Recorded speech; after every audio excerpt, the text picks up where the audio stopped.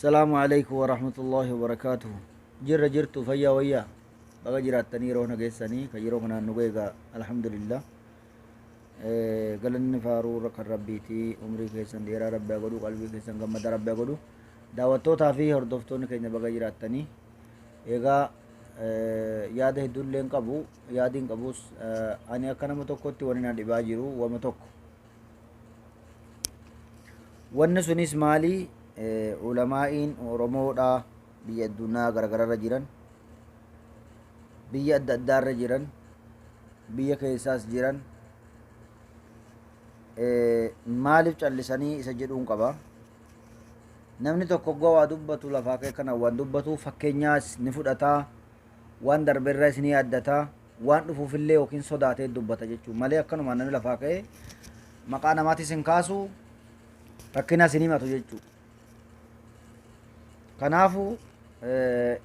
waan darbe waggaa laallee fi waan amma keessa jirruu fi waan itti jirru kan waggaa ilaallu taate ulamaayiin keenya maddii lamman jiran sheekoleen guguddoo meeqatu jira Oromoon hayyoonni meeqatu jira abbaan qabeenya Oromoo meeqatu jira yoggaa kana madaallee ilaallee fi immoo Oromoo meeqatu rakkatee jira rakkoon Oromoo meeqatu baay'atee jira akkamitti jiraatutti jirra isa jedhu waggaa millanne waan akkaan nama ajaa'ibu inni hin qabne duraanuu hin qabu ofuufuu isuma rakkate sana wajjin yoo boo'uu ta'e malee waan godhu hin qabu garuu inni qabu hoo ija isaa dha'oo'eessa kaa'ee ija isaa eessa quba qabaa saba isaa maaliif dagate isa jedhu fakkeenyaaf ummata keenya manni irraa gubatee manni tokko tokko amma ijaarramaafitti jira yeroo ammaa roobaa kana keessa barzaa fi lafa dhaabanii muka takka takkaan dhaabanii gargaarsa bakka godhameefis hin beeku argaa jira jechuun nama tokko tokko manni tokko tokko dhaabbataafitti jira warri waan kana qindeessee dhaabuttiif jirus haa galatoomuu umrii isaa rabbi dheeraa godhu ummata keenya alaa galchuudhaaf warri dhaabbataa jiru rabbi umrii isaanii dheeraa godhu rabbi isaan haa jiraachisu yaada gaariidha namni hanguma danda'een hamilee namatti godha hamilee namatti horaa hanga danda'e nama kenna hanga danda'e namirra dhaabbataa fayyaa ta'uu haa jiraatu garuu fakkeenyaaf naannoo Oromiyaa keessatti naannoo Amaaraa keessatti masgiida baddeen gaddaa gubateef Oromiyaarraa kaasee biyyattii keessatti guutuu Walloon garagalee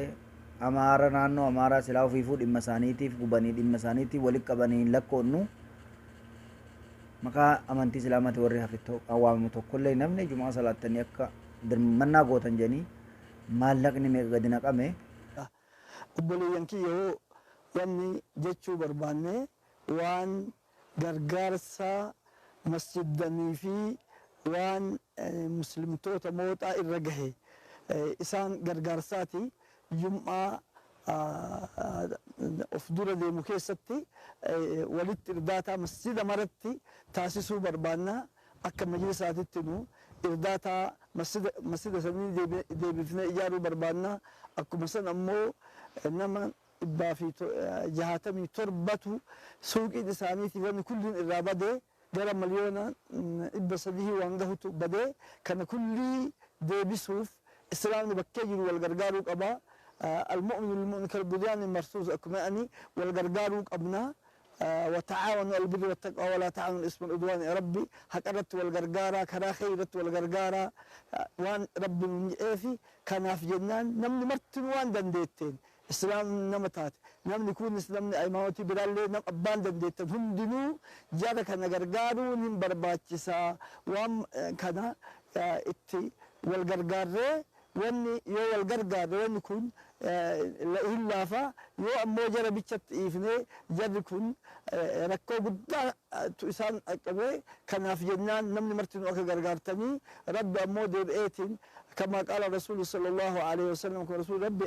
صدقاء يوغوتي ربي بكيسا سيهرا ما نقص مال من صدقة واني قد أمتم قبضوا وما تنفقوا من خير تجدوه عند الله واني اسم خيري واني اسم كنت ربي برت أرقتني أني أكا نمني جرى كان غرغارتني كواجب كينا نمرتنو لالي غرغاروك أبنا وكناف جناني ورك ربي سني هاكنو ربي أموان بلا بيكين الراحات جبو بيتين ربي والهاتايسو أفان تكون وهاتايسو ور والدندهي بلو ربي وهاتايسو وصلى الله وسلم على والله ما محمد سنقول وعلى يا آله علماء وصحبه إسلاما أجمعين. manni sun lakkaa'amee kudha afur ta'u suuqa kudha afur moo suuqa kudhan jaasii kijiba taa'ee waan irraa fadhallee beeku hedduu miti jechuudha masgiida tokko sila tayyib wallootti masgiidni gubatee jira masgiida gubateef ulamaan dubbateera imaamni du'ee jira sababa imaamni du'e rakkoon uumame manni meeqa gubatee jira dargaggeessi meeqa wareegamee jira manguddoo meeqa wareegamee jira manni meeqa qabeenya wajjin gubatee jira kuni hundinuu adabatee taa'ee jira ulamaayiin keenya biyya adda addaarra jirus ta'e warri immoo maqaa koree kofandii banatee hojjetaa tures ni jira isaanis ammoo lakkii gaanu qabeenya harkaa qabnu xumurree jirra oromoon bal'aan arma geenyee jirra qabeenya isin nu kennitan kunoo galmaan geenyee xumurree jirra waa biraa godhuu hin dandeenyu warri dandeettii qabdan akkamallee ummata kana mana jaarree alaa galchinuu jedhanii yaada isaan baatan hin dhageenye maaliif kuni tahaa maaliifi isaanis koree dhaabbataa tokko ta'anii nuyi koree dhaabbata ummata kanaaf dhaabbatu jedhanii dubbatanii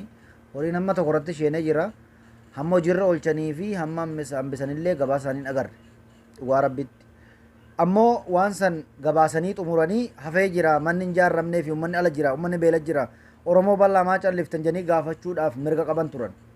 oromoo biyya keessa jiran ulamaa meeqa keessa jiranii ulamaa wal beekanii gaafachuu qaban turan duraanuu biyyaaf wareegamna ummataaf dhaabbanna jedhanii dhaabbatanii dubbatuudha qaban turan kun hin dubbatamne hanga ammatti gabaasi bahin jiru iyyataaf ummataaf ammoo akka mana jaarruuf jedhanii wanni dubbatame hin jiru ilaa ammaa achuma caljaan ulamaayiin ammoo oromiyaa keessa jiru meeqatu jira warri kaleessa masgida saniif dhaabbataa ture warra masgida saniif ammoo akkasitti maallaqa akkana gagguuraa ture suni masgidi ta'us gubateera way masgidi silaa hundumaahu masgida rabbumatti abbatanii quraanuma keessa qara'ama salaatumatti salaatamaami bakka hundattu kan naannoo amaaraa ta'us kunis naannoo amaaraati sun amaara kee ta'u kun oromoo keessa garaagarummaan isaa yoo kana ta'e hin beeku sun amaara kee ta'e kun oromoo keessa waan ta'eef garaagarummaan isaa sun kan amaaraa gubate kun kan oromoo gubatee garaagarummaan isaa yoo arma ta'e dhiifama sin gaafadhe saniin alatti amantii ta'uu ummata oromoo walloo keessa wanni amantii biraa keessa kaahamu hin jiru lakki jara kanatti amantii hin qabne saniif shakki qabna janiiti ulamaa'iin bahaa dhiya kaabaa fi kibba jiru maaliif waan kanarraa caljee ummata bokkeenya alatti dha'utti jiru qabeenya irraa gubbatee jiru ammata dura awwaannisaan beelee ammata lammaffaa diinaan beelee ummanni keenya jechuu malee amma dura ummati keenya gambee midhaan kadhatee hin beeku rakkatee rakkina akkanaa himatee hin beeku rakkoo akka bara kanaa buutees argee hin beeku ummanni keenya jechuu inni hin qabne inni qabu isa hin qabneef dirmatuudhaaf diina ofirraa ittisa jee qabeenya isaa diinatti fixa jechuu diina fuuldura dhaabbate lubbuu isaatis qabeenya isaatis kana hundaa'u osoo jiru kan diina kana kaleessa akkas godhe immoo har'a fira ta'eeti kottaa waliin haa wareegamnu daanga waliin haa eeggannu jee kadhachaa jira kunis osoma jiru jechuudha ani gaafiin qabu ani kan na dhibee jiru ulamaa'iin biyya adda addarraas ni jiran ani ulamaa'ii wiliin abaluus jee maqaa isaanii gabbaasuuf ta'a hanga nama lamaa itti himeen jira ulamaa'ii guguddaa ummata keenya kanaaf sagalee ta'a ummata keenya kanaaf maaliif callisuun barbaachise ulamaa'iin bakka hunda jirtanii gabbahaatii mana ummataa akka jaartan tahaa warra kaleessa dirmachuu godhaa turtan sagaleen keessan ummata biratti dhagahamaa ture maaliif calliftan kan inni itti bilbilees ni jira wiliin gabbaasuuf ta'a yoonni waan kana jiran oolchine hayyuudha nama oromoof yaadu nama oromoof dhaabbatu jenne yoo harka dhaafii jiraanne oromoon oromiyaa qofa utuu hin taane bakka oromoon jirtu daangaa oromoon jirtu hundatti fedha oromootiin bakka oromoon karoorsee oromoon kun oromiyaadha je hundatti tokkuma obboleeyyanii obboleessaa fi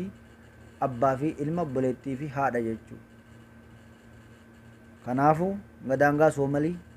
hanga keeniyaa hanga wasana tigraay oromoon bakka itti himatu hundatti oromiyaadha oromoodha lafee takka dhiiga tokko kanaaf amantiin ta'uu isaan ni dirqisiisaa lafaa fi lafee ta'uu dhiiga ta'uu isaan ni dirqisiisaa ulamaa'ii keenya abaluu fi abaluu soon hin jenne hanga mana malamaa ittillee himee yaada deebiillee hin arganne jechuudha maaliif hin hime waan biraatiif illee hin himne yoo mina albaat gaa nama yaaddachiisuun kun akka rabbii jeettis gaariidha jedhama mu'mina waa yaaddachiisuuni meeyoon illee irraanfatan ta'in maa yaaddatan jeete rakkoo uummata keenya namuu irraanfate nima irraanfatin jeeti yaaddachiisuudhaaf jeen insha Allah jee insha Allah gaa rabbiin furmaataa fiduu akkuma inni nuu jee garuu ulamaayiin keenya waan kana irratti yaaduu qaba irratti dubbatuu qaba irratti hirmaatuu qaba yaada kana fudhatee dalagarra oolchuu qaba uummataaf dirmatuu qaba daa'ima ala jira daa'imatu bokkaa itti roobutti jira kanaafuu yoo ilmi namaa lafatti walii rahmate rabbiilleen nuuf rahmata nuti wal kabajne kabaji bakka hundaa nu argama nuti yoo waliif yaanne kan biraallee nu yaaduu danda'a akkasii rabbi nu hasattaru rabbi nuuf yaadu rabbi nagaa nu godhu warri dhimmi ilaallatus ammoo gama isa biyya keessa jiru kana keessaayis warra rakkataa jiru bakka hundattu karaa mijjeessanii akka galchan isaaniif sagalee ta'uun barbaachisaadha bakka hundan jirtanii